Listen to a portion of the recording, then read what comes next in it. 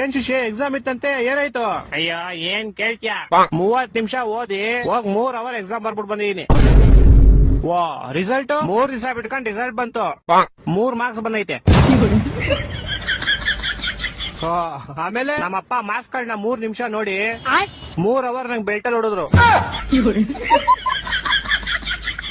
ನಿಂಗ್ ಲೈಫ್ ಅಲ್ಲಿ 3 ಅನ್ನೋದು ತುಂಬಾ ಆಗ್ಬರುತ್ತೆ ಅನ್ಸುತ್ತೆ. ಸಾಮಾನು ನಂಗ್ ಲೈಫ್ ಅಲ್ಲಿ ಏನೇನ್ ಕೆಟ್ಟದೈತೋ ಎಲ್ಲ ಹೋಗ್ಲಿ ಅಂತ 3 ನಿಂಬೆಹಣ್ಣು ತಗೊಂಡು ನಂಗ್ 3 ಸಲ ದೃಷ್ಟಿ ತಕೊಂಡು ರೋಡ್ಗೆ ಎಷ್ಟೇ ಅಪ್ಪ.